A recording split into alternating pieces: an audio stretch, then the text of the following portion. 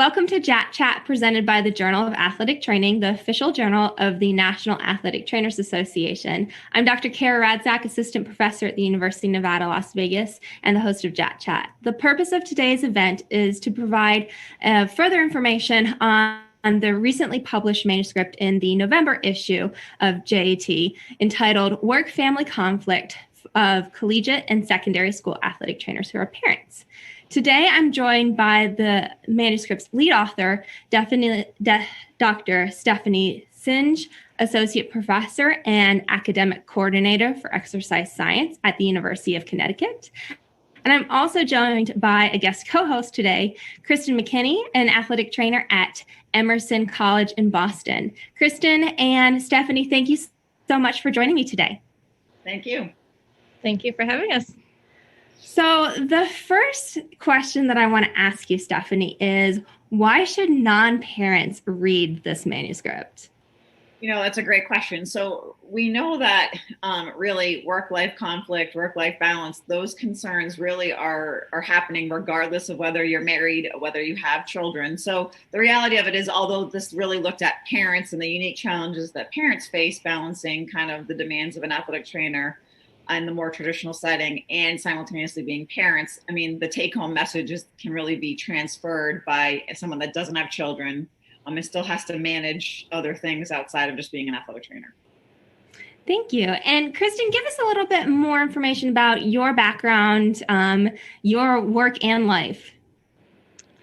All right. So I've been working at the collegiate level for 6 years now, all of that at Division III. And before that, I spent 6 years working as a high school AT. I find this topic really personally relevant since I am a mother to a 3-year-old, and my husband is also an athletic trainer. So it definitely hits home in a lot of ways for us. So Stephanie, can you give us some definitions to start off with today's talk? What are the differences between work and family conflict and work-family balance? Great. So really, it's just a perspective. So conflict means that you're having conflict. There's issues that are going on in terms of balancing your life. And then the work-life balance concept is really more of a harmony kind of perspective. So I really try to stress that, everyone's work-life balance is different. It's very individualized, but that work-life balance is not equity in time invested in different roles, but the opportunity to engage in those roles. So really the conflict results when you don't feel like you're able to adequately spend time or devote energy and resources to other life roles. And so that's really the conflict piece. And then balance is really meaning that you are able to gain satisfaction and opportunity to engage in different life roles. And what different types of conflict are there? Yep. So there's really 3 kinds. There's time, behavioral, and strain. But time often is the most conflict that we see. For athletic trainers, we're always having to work 60 plus hours a week. So really the time-based conflict is the most. And that's where we don't have enough time to meet all the demands of our different roles. So Kristin, can you give us some real-world examples? Where has time conflict come to play with you and Mike, your husband? A lot of it for us stems around the sort of inflexibility of schedules sometimes. There's just certain times where we both need to be at work, and it is not always during the 9 to 5 hours, which makes it really, really challenging as a parent. And Stephanie, you kind of touched on that as you were introducing the topic in the manuscript. Give us a little bit more background on why you were interested in looking at this research question. Right. So the reality of it is that in the early research with work-life balance, we really only looked at it using a small, short scale, and it didn't really address the 3 areas that conflict can result in. And, I think we can surmise that time is often the most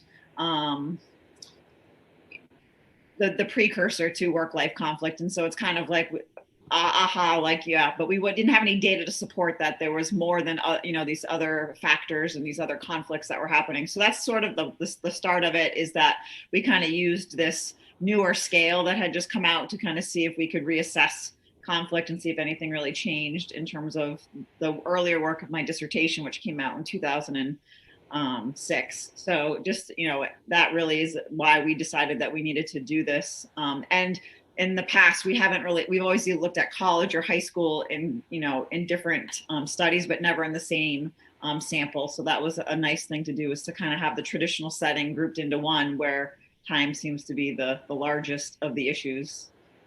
Give us some more information about your participant demographics. Yeah, so we had a large sample size in terms of that. And so the requirement was that they had to be providing patient care for at least 50% of their job-related responsibilities, and that they had at least one child. And so that was really the demographic. Some of the research out there is that support is the number one reason athletic trainers are able to kind of balance their workload. And that is, again, regardless if they're male or female, regardless if they're married, regardless if they have children. But on a personal standpoint, I'm a mom. And so I do know that there are challenges to finding work-life balance when you have kids. And so I think we just wanted to kind of see from a parent's perspective how work-life balance is happening, and how is that when you're balancing it. So it also stems from this concept of work-family guilt. So typically speaking, moms really want to be good moms and want to be really good athletic trainers. And so that mindset is really not congruent. So when, if they're missing work, then they feel bad. And if they're, missing a family obligation, then they feel bad. So it's kind of this idea of guilt, like where you wish that you were somewhere that you can't be. And so that was part of the reason that we wanted to kind of start looking at this, is parents typically seem to have more guilt. And that was the start of why we wanted to include parents in this demographic. Oh yeah, mom guilt's not a thing at all, is it? And I feel guilty right now that I'm downstairs, I'm loving this, but I'm like, I can hear my baby crying. So yeah, it's definitely, there is guilt. It happens. And so really what we're also kind of finding is that athletic trainers have this strong professional identity, right? So professional identity means that I resonate with the role of an athletic trainer. I want to do a good job at that. And so that in itself leads to conflict because when they do miss out on work obligations, they feel bad. And then we also are starting to understand that athletic trainers have a strong personal identity, meaning when they're a mom or a dad, they also resonate with that role too. And then that's the idea of the conflict happening because they have guilt. And really the primary reason is that they don't have enough time in their day to do everything. Yeah. And you mentioned social support being able to facilitate this work-life balance. Can you provide some descriptions of what are the different aspects of social support? Yeah, so there's two components. It's type and where that support comes from. So where it comes from is friends, family, spouse, coworkers, supervisor. So that's sort of where it comes from. And we know obviously within the workplace, having a supervisor that believes in work-life balance, who facilitates it, role models it, is really important. And we also know that kind of the idea of coworkers is really important. So this idea of, when there's your inflexible schedule idea. So this is when having a coworker who can cover you. If you already had plans that day and you don't want to kind of miss out on it, you could ask a coworker to cover your shift, so to speak, that day. And so that is providing it. And the type of support they're providing is really tangible. So basically they're providing services or goods. And that's really like having childcare, that kind of stuff is really considered support. But the other kind of support is just kind of camaraderie and compassion and empathy, right? So when someone is having shared life experiences, struggles and successes, if I can commiserate with them, if I can celebrate with them, that also feels good and I feel supported. So those are the types of social support that are out there in terms of, what an athletic trainer needs to be successful. So Kristin, where do you find social support? I think that's definitely an area where I personally struggle, and I'm sure many athletic trainers do. And especially within the last year, with not being able to necessarily see people in person as much as we would have. I think using, video calls and social media has actually been really important. I feel like I'm lucky and I've got a work environment where I do get a lot of that social support. I have coworkers that I can, switch practice coverage with if my son is sick or daycare is closed today because there's a snowstorm. So it's definitely there. And I think really being able to look for it and push for it is important. Again, like the supportive bosses, supportive coworkers is huge for athletic trainers. And to give some background to everybody listening, Kristin and I did our masters together and became very good friends. And so her son's a little bit older than my son. And I definitely feel that ability to commiserate sometimes helps a ton. Just somebody who understands that you're sharing your experience and it might sound like complaining, but you wouldn't trade it for the world. You just need to get it out there. It's the venting. Yeah, that shared experience and finding somebody like that, I think for me personally is a really great social support system. Yeah, so being all the way across the country. Yeah, exactly. Well, two things that are important. One, we're not really good at asking for help. So that is one thing that I really say with, it's okay to ask for help. It's okay to delegate. And so it kind of goes into this concept of professional advocacy or self-advocacy. So part of that is communicating your needs and being okay with, saying, I need help. And then the idea of the mantra, it takes a village, like we have to recognize that we're in a field that does demand a lot of us. And so sometimes we're going to need multiple people to help us in terms of being successful in any role we kind of assume. So let's dive a little bit more into what did you guys find? Was there any findings that surprised you, Stephanie?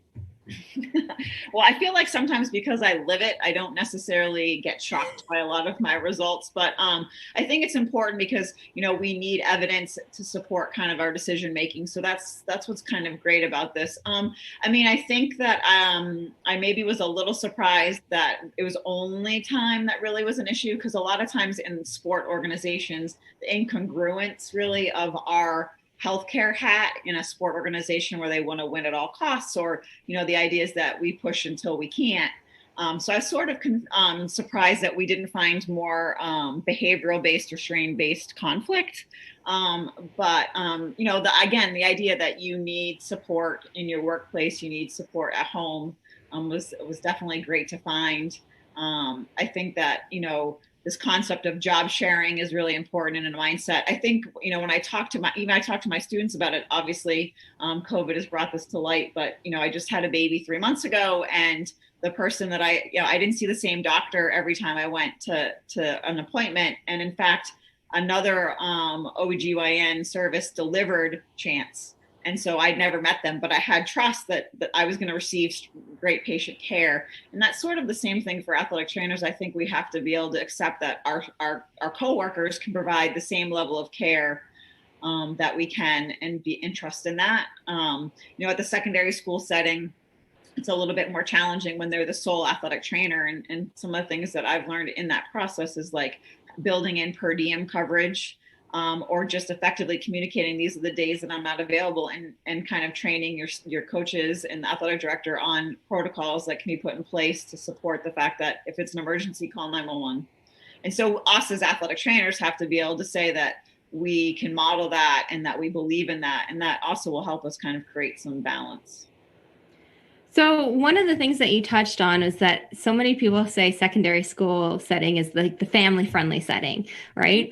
What did you find that either supports or refutes this characterization? So I think the reason that it's always viewed as family-friendly is because of the competitive side, right? So it's often this concept of work-family integration, where at the secondary school setting, family is allowed to be integrated more often into the day, meaning that they're often on the sidelines with sporting events.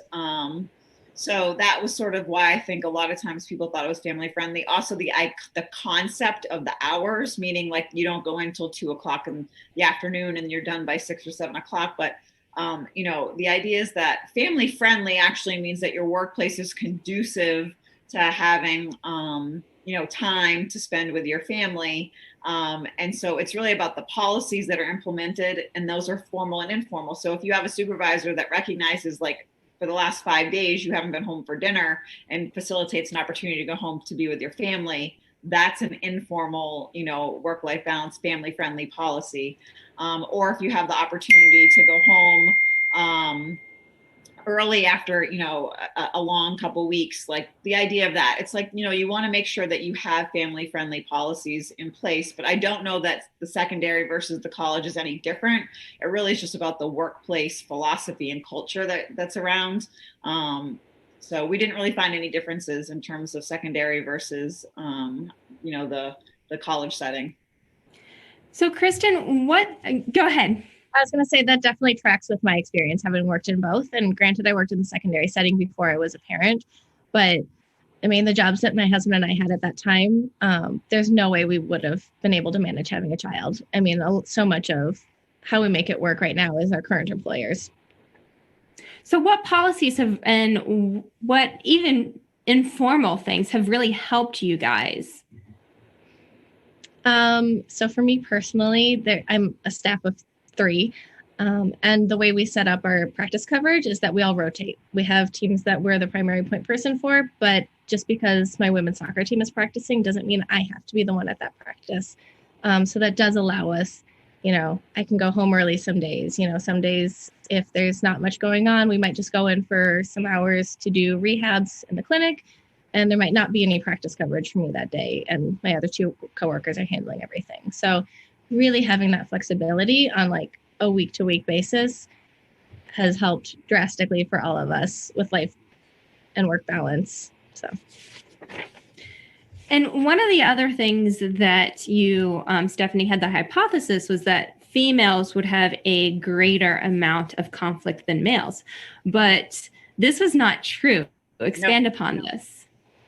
Yeah, so I think, it's starting to, work-life balance is not a male-female issue. What it is just our perspective on work-life balance. So what may cause conflict for a male may be different for a female. So I still do think that, generally speaking, women, it's kind of that the stereotype that women want to be at home, women want to be able to do everything well, still kind of leads to that.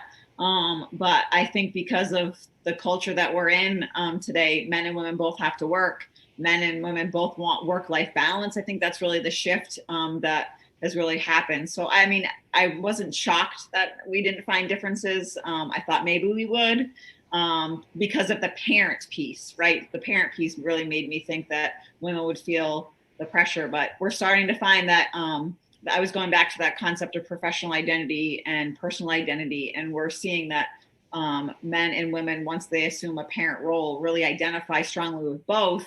And so therefore they want to be at home, but they also want to be at work. So that's why we didn't find differences. I'm definitely curious, and I don't know if this is something you've looked at or would look at in the future, but it almost feels like, or I almost wonder if there's a generational difference there.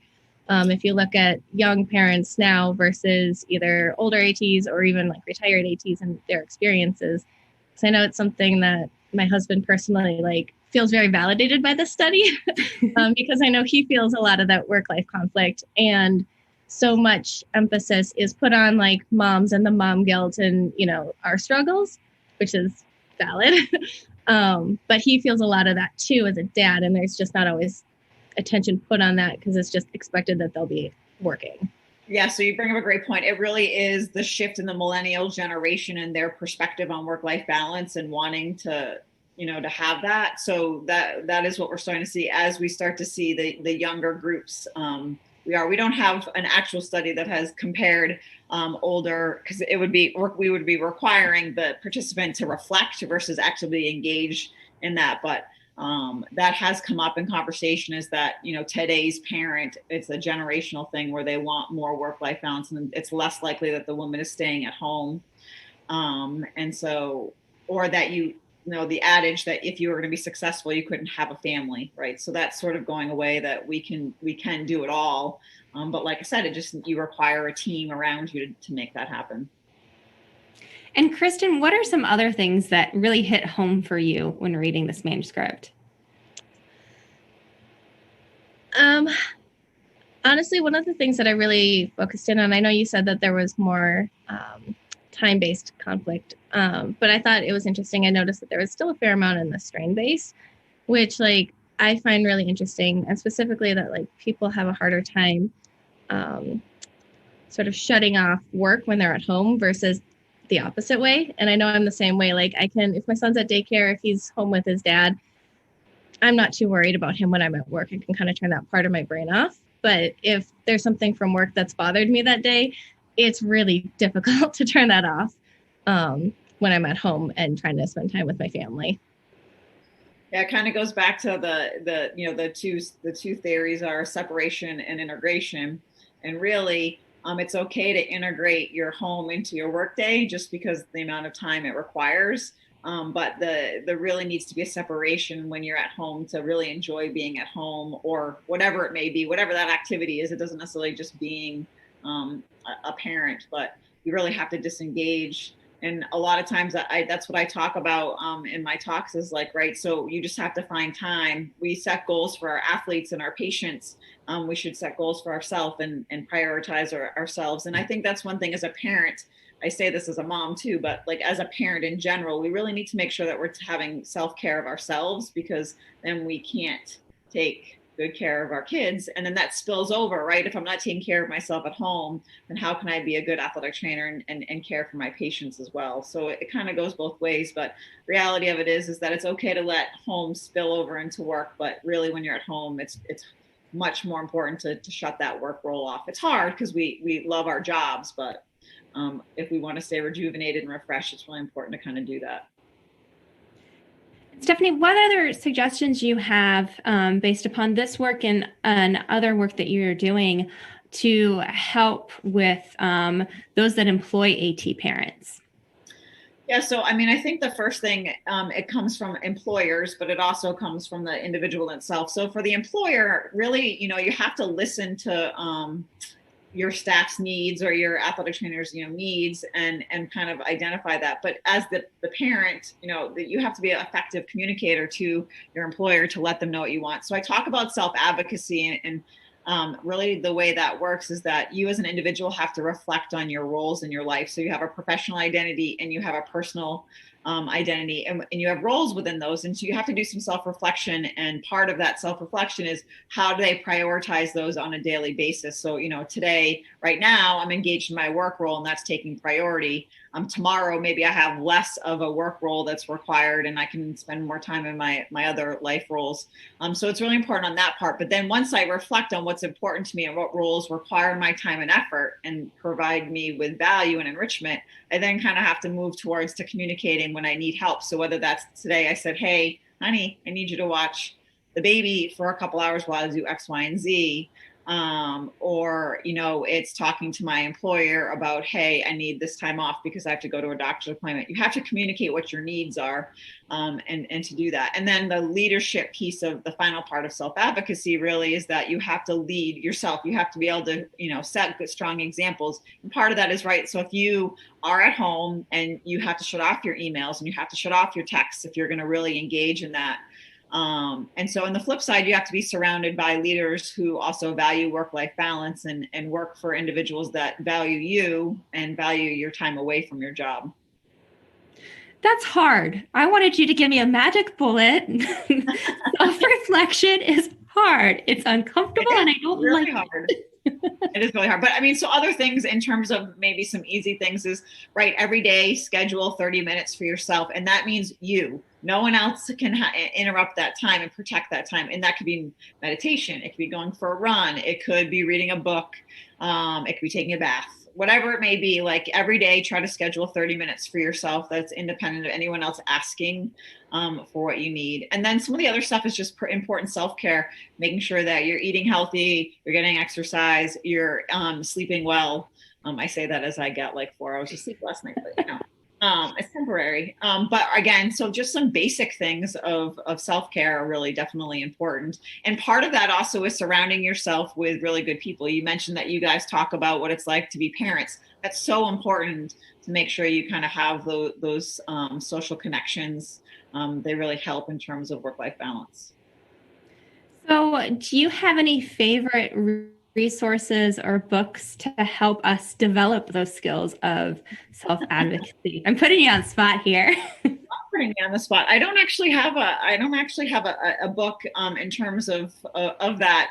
So one of the great things is that my support is my husband, and we both believe in work-life balance, and we often have these conversations. And that was the start of me looking up and kind of really understanding the idea of self-advocacy. But honestly, journaling on a regular basis to see what's important to you. We make to-do lists.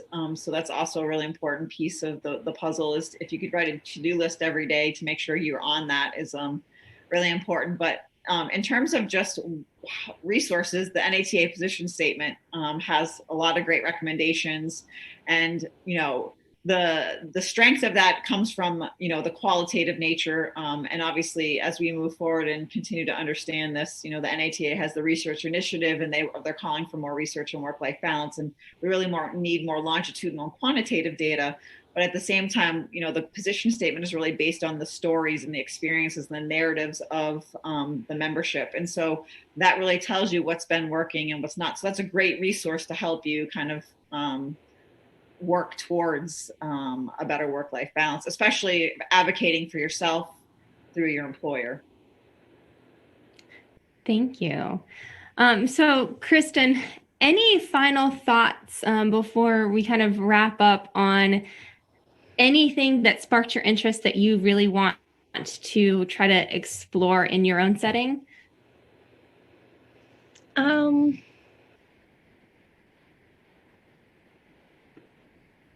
I feel like we've covered so much of it.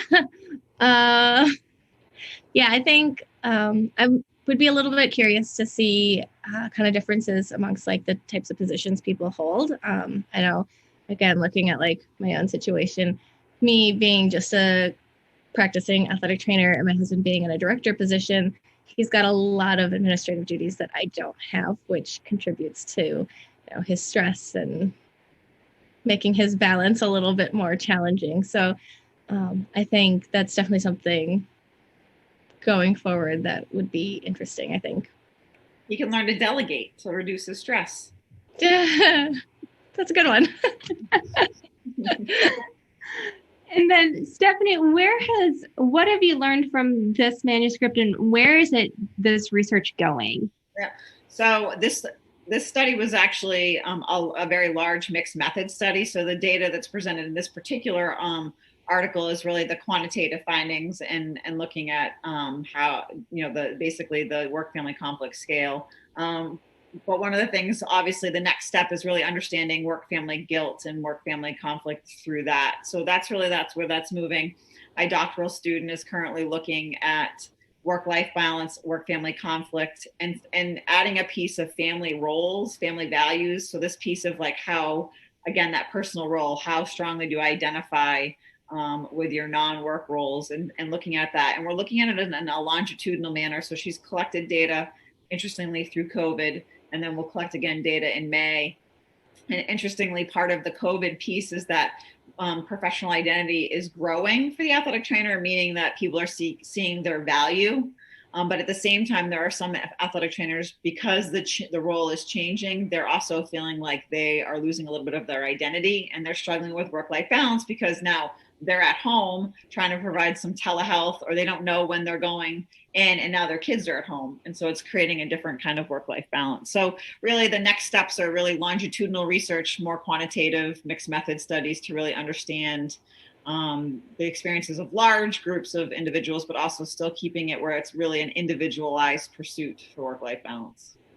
Yeah, you mentioned it earlier, but sharing the story, and there's a lot of value in hearing that. The numbers are one thing, but that was one of the things that came up for me, is I want to hear the stories behind this and what were the reasonings why versus just there's differences or not differences, right?